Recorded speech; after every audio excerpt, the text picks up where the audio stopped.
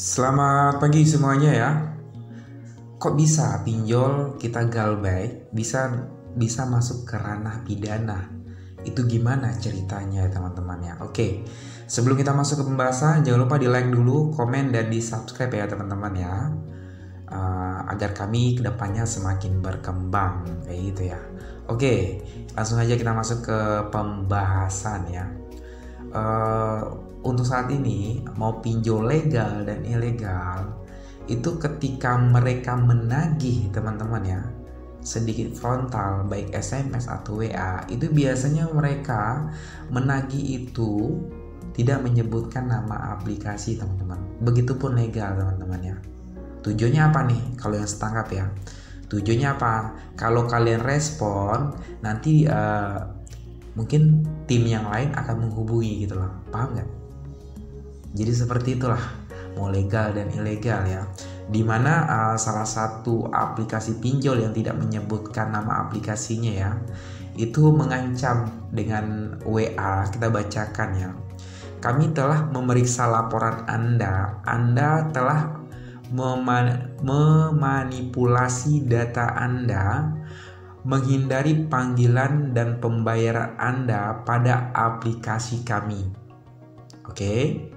Sesuai dengan pasal 378 KUHP, terduga penipu dapat diancam dengan pidana penjara paling lama 4 tahun sesuai dengan peraturan OJK nomor 63 tahun 2020 teman-teman. Jadi DC-nya seolah ini orang yang paling paham hukum ya, si paling lah ibaratnya ya, mengancam mau mempidanakan debitur gitu loh karena tidak merespon panggilan teman-teman. Sangat lucu sekali ya. Oke, kita lanjut ya. Terduga penipuan akan masuk daftar SLIK OJK. Oke, sebagai garis bawah teman-teman nih, kategori yang masuk SLIK itu yang kayak gimana dulu teman-teman ya. Mau legal pun yang terdaftar di OJK nggak semua masuk SLIK ya teman-teman ya. Dari total 97 aplikasi yang masuk SLIK atau BI checking ya istilah dulunya, itu paling 10-15 aplikasi aja teman-teman ya. Oke, kita lanjut ya. Dan di blacklist dari lembaga keuangan manapun ya. Nah, ketika kita galbay itu paling efek terberatnya itu yang pertama adalah skor kredit teman-teman, ngefek ke aplikasi lain itu ya. Oke, kita lanjutkan.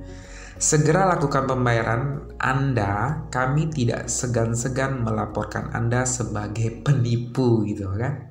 Jadi DC ini mengancam nih, karena kita nggak merespon dianggap kita penipu ya teman-teman ya. Kita lanjut. Karena telah menghindari panggilan dan pembayaran. Jadi alasannya ini karena nggak merespon panggilan teman-teman dan tidak melakukan pembayaran, dari mereka menganggap penipuan ya. Oke, kita lanjut ya teman-teman ya. Nah, di sini ujung-ujungnya dari DC-nya kita bacakan ya. Segera lakukan pembayaran Anda, kami tidak segan-segan melaporkan Anda sebagai penipu karena telah menghindari panggilan dan pembayaran kami. Waktu Anda hanya 2 jam. Oke, ini paling ujung-ujungnya suruh bayar nih ancamannya ya. Oke. Dan sekarang kami akan menyebar data dan wajah Anda ke OJK. Nah, sekarang jadi pertanyaannya, apa hubungannya penyebaran data dengan ke OJK gitu loh? Nggak ada korelasinya gitu loh. Justru di sini dia yang pas kita kasuskan ke pidana karena ancaman nih teman-teman ya. Karena ancamannya ini mau menyebarkan data ke OJK, itu aja udah nggak sinkron gitu loh. Ini udah kategori pidana ya. Justru si DC ini yang pantas kita berikan hukum pidana karena ancaman ya teman-teman ya. Jika Anda melihat waktu yang telah ditentukan, data Anda akan kami sebar gitu loh. Ya, ini mau legal pun dan ilegal ya seperti itu penagihannya teman-teman ya. Ancam sebar data lah. Kalau udah hal seperti ini masuk penagihan, kalian gak usah panik teman-teman. Tetap tenang aja gitu loh. Dan screenshot atau simpan bukti ini sebagai kekuatan kalian buat galbay teman-teman ya. Jadi ketika kalian nggak respon, tidak melakukan pembayaran, tidak akan pernah yang namanya di perusahaan pembiayaan maupun perbankan, leasing, pinjol legal sekalipun, ketika kita galbay itu tidak akan masuk ke ranah pidana teman-teman ya.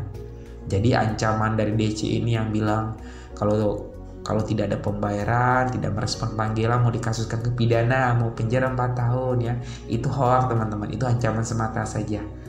Diabaikan saja ya. Karena hutang piutang itu hanya perdata saja teman-teman ya. Perdatanya kategori seperti apa dulu. Misalkan ada jaminan fidusia, itu bisa naik gitu loh. Di pinjol nggak ada jaminan gitu loh. Namanya aja peer-to-peer lending ya kan. Antara kreditur dan debitur tidak dipertemukan, tidak ada akad gitu loh. Kekuatan hukumnya nggak ada gitu kan. Paling efeknya apa sih? Paling efeknya itu hanya ke skor kredit aja teman-teman ya. Jadi saya garis bawahi, tidak akan pernah masuk ke ranah pidana. Kalau masuk ancaman seperti ini, abaikan, kalian wajib untuk digalbay ya teman-teman ya. Sudah clear ya? Jadi tidak ada hukumnya maupun pidana sekalipun tidak akan pernah yang namanya di perusahaan pembiayaan. Jadi buat kalian yang menanyakan hal seperti ini, tidak usah panik ya, diabaikan saja ya.